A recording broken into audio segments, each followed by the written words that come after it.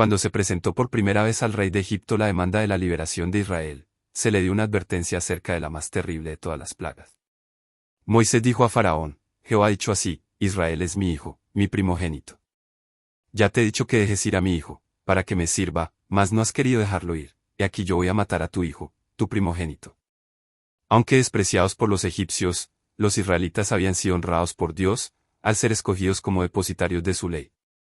Las bendiciones y los privilegios especiales que se les dispensaron les habían dado la preeminencia entre las naciones, como la tenía el primogénito entre los demás hermanos. El primer juicio acerca del cual se advirtió a Egipto había de ser el último en llegar. Dios es paciente y muy misericordioso. Cuida tiernamente a todos los seres creados a su imagen. Si la pérdida de sus cosechas, sus rebaños y manadas hubiera llevado a Egipto al arrepentimiento, los niños no habrían sido heridos, pero la nación había resistido tercamente al mandamiento divino, y el golpe final estaba a punto de caer. So pena de muerte, se había prohibido a Moisés que volviera a la presencia de Faraón, pero había que entregar al monarca rebelde un último mensaje de parte de Dios, y nuevamente Moisés volvió ante aquel con el terrible anuncio: Jehová ha dicho así, a la medianoche yo saldré por medio de Egipto, y morirá todo primogénito en tierra de Egipto, desde el primogénito de Faraón que se sienta en su trono, hasta el primogénito de la sierva que está tras la muela, y todo primogénito de las bestias. Y habrá gran clamor por toda la tierra de Egipto, cual nunca fue ni jamás será. Mas entre todos los hijos de Israel, desde el hombre hasta la bestia, ni un perro moverá su lengua, para que sepáis que hará diferencia Jehová entre los egipcios y los israelitas. Y descenderán a mí todos estos tus siervos, e inclinados delante de mí dirán: Sal tú, y todo el pueblo que está bajo de ti, y después de esto yo saldré. Antes de ejecutar esta sentencia, el Señor por medio de Moisés instruyó a los hijos de Israel acerca de su salida de Egipto, sobre todo para preservarlos de la plaga inminente. Cada familia, sola o reunida con otra, había de matar un cordero o un cabrito, sin defecto, y con un hisopo había de tomar de la sangre y ponerla en los dos postes y en el dintel de las casas en que lo han de comer, para que el ángel destructor que pasaría a medianoche, no entrase a aquella morada. Habían de comer la carne asada, con hierbas amargas y pan sin levadura, de noche, y como Moisés dijo: ceñidos vuestros lomos, vuestros zapatos en vuestros pies, y vuestro bordón en vuestra mano, y lo comeréis apresuradamente, es la Pascua de Jehová.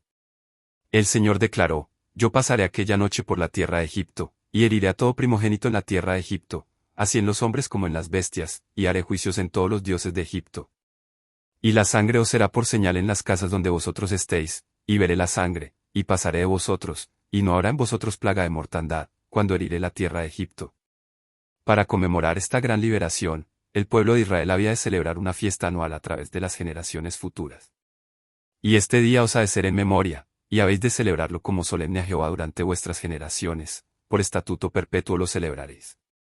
Cuando en los años venideros festejaran este acontecimiento habían de repetir a sus hijos la historia de su gran liberación, o como les dijo Moisés, vosotros responderéis: es la víctima de la Pascua de Jehová, el cual pasó las casas de los hijos de Israel en Egipto, cuando hirió a los egipcios, y libró nuestras casas. Además, tanto el primogénito de los hombres como el de las bestias, había de ser del Señor, si bien podía ser redimido mediante un rescate con el cual reconocían que, al perecer los primogénitos de Egipto, los de Israel, que fueron guardados bondadosamente, habrían sufrido la misma suerte de no haber sido por el sacrificio expiatorio. Mío es todo primogénito, declaró el Señor, desde el día que yo maté todos los primogénitos en la tierra de Egipto, yo santifiqué a mí todos los primogénitos en Israel, así de hombres como de animales, míos serán. Después de la institución del culto en el tabernáculo, el Señor escogió para sí la tribu de Leví, para la obra del santuario, en vez de los primogénitos de Israel. Dijo: me son a mí dados los levitas de entre los hijos de Israel, los he tomado para mí en lugar de los primogénitos de todos los hijos de Israel. Sin embargo, todo el pueblo debía pagar, en reconocimiento de la gracia de Dios, un precio por el rescate del primogénito. La Pascua había de ser tanto conmemorativa como simbólica. No solo recordaría la liberación de Israel, sino que también señalaría la liberación más grande que Cristo habría de realizar para libertar a su pueblo de la servidumbre del pecado. El Cordero del Sacrificio representa al Cordero de Dios, en quien reside nuestra única esperanza de salvación. Dice el apóstol: nuestra Pascua, que es Cristo, fue sacrificada por nosotros. No bastaba que el Cordero Pascual fuese muerto, había que rociar con su sangre los postes de las puertas, como los méritos de la de Cristo deben aplicarse al alma. Debemos creer, no solo que Él murió por el mundo, sino que murió por cada uno individualmente. Debemos apropiarnos la virtud del sacrificio expiatorio. El hisopo usado para rociar la sangre era un símbolo de la purificación. Era empleado para la limpieza del leproso y de quienes estaban inmundos por su contacto con los muertos. Se ve su significado también en la oración del salmista: purifícame con hisopo, y seré limpio, lávame, y seré emblanquecido más que la nieve. El cordero había de prepararse entero, sin quebrar ninguno de sus huesos. De igual manera, ni un solo hueso había de quebrarse del Cordero de Dios, que iba a morir por nosotros. En esa forma también se representaba la plenitud del sacrificio de Cristo.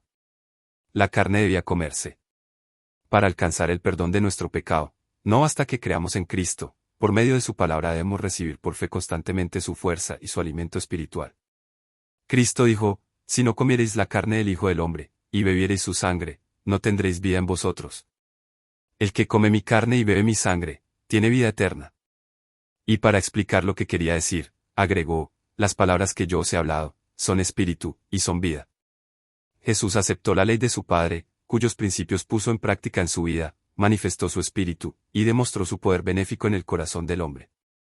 Dice Juan: aquel Verbo fue hecho carne, y habitó entre nosotros, y vimos su gloria, gloria como del unigénito del Padre, lleno de gracia y de verdad. Los seguidores de Cristo deben participar de su experiencia. Deben recibir y asimilar la palabra de Dios para que se convierta en el poder que impulse su vida y sus acciones. Mediante el poder de Cristo, deben ser transformados a su imagen, y deben reflejar los atributos divinos. Deben comer la carne y beber la sangre del Hijo de Dios, o no habrá vida en ellos. El espíritu y la obra de Cristo deben convertirse en el espíritu y la obra de sus discípulos. El cordero había de comerse con hierbas amargas, como un recordatorio de la amarga servidumbre sufrida en Egipto. Asimismo, cuando nos alimentamos de Cristo, debemos hacerlo con corazón contrito por causa de nuestros pecados. El uso del pan sin levadura también era significativo.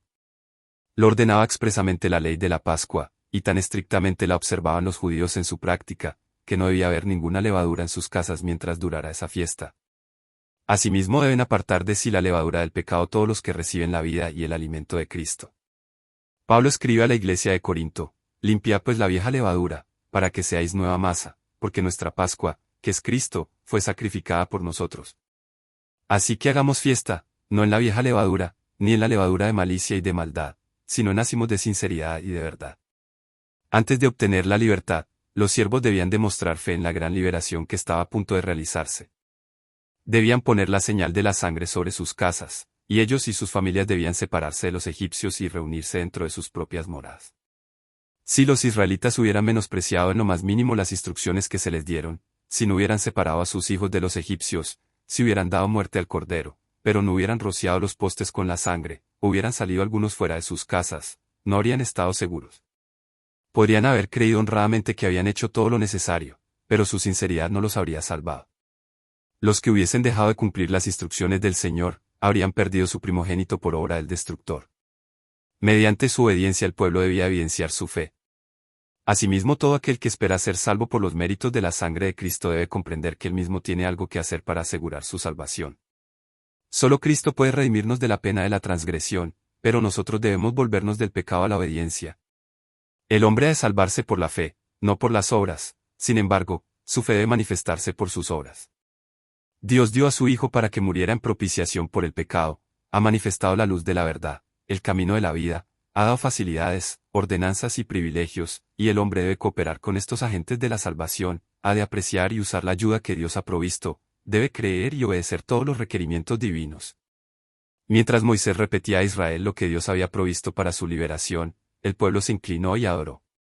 La feliz esperanza de libertad, el tremendo conocimiento del juicio inminente que había de caer sobre sus opresores, los cuidados y trabajos necesarios para su pronta salida, todo lo eclipsó de momento la gratitud hacia su bondadoso libertador.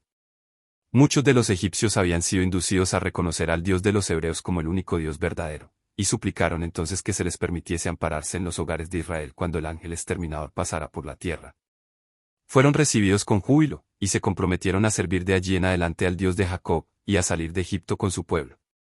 Los israelitas obedecieron las instrucciones que Dios les había dado. Rápida y secretamente hicieron los preparativos para su partida. Las familias estaban reunidas, el cordero pascual muerto, la carne asada, el pan sin levadura y las hierbas amargas preparadas. El padre y sacerdote de la casa roció con sangre los postes de la puerta, y se unió a su familia dentro de la casa. Con premura y en silencio se comió el cordero pascual. Con reverente temor el pueblo oró y aguardó. El corazón de todo primogénito, desde el hombre más fuerte hasta el niño, tembló con indescriptible miedo. Los padres y las madres estrechaban en sus brazos a sus queridos primogénitos, al pensar en el espantoso golpe que había de caer aquella noche. Pero a ningún hogar de Israel llegó el ángel exterminador. La señal de la sangre, garantía de la protección del Salvador, estaba sobre sus puertas, y el exterminador no entró. A la medianoche hubo un gran clamor en Egipto, porque no había casa donde no hubiese muerto. Todos los primogénitos de la tierra, desde el primogénito de Faraón que se sentaba sobre su trono, hasta el primogénito del cautivo que estaba en la cárcel, y todo primogénito de los animales, habían sido heridos por el exterminador. A través del vasto reino de Egipto, el orgullo de toda casa había sido humillado. Los gritos y gemidos de los dolientes llenaban los aires. El rey y los cortesanos, con rostros pálidos y trémulos miembros, estaban aterrados por el horror prevaleciente. Faraón recordó entonces que una vez había exclamado, ¿quién es Jehová, para que yo oiga su voz y deje ir a Israel? Yo no conozco a Jehová, ni tampoco dejaré ir a Israel. Ahora, su orgullo, que una vez osara levantarse contra el cielo, estaba humillado hasta el polvo. Hizo llamar a Moisés y a Aarón de noche, y les dijo, salid de en medio de mi pueblo vosotros, y los hijos de Israel, e id, servid a Jehová, como habéis dicho. Tomad también vuestras ovejas y vuestras vacas, como habéis dicho, e idos, y bendecime también a mí. También los consejeros reales y el pueblo suplicaron a los israelitas que se fueran de la tierra, porque decían, todos somos muertos.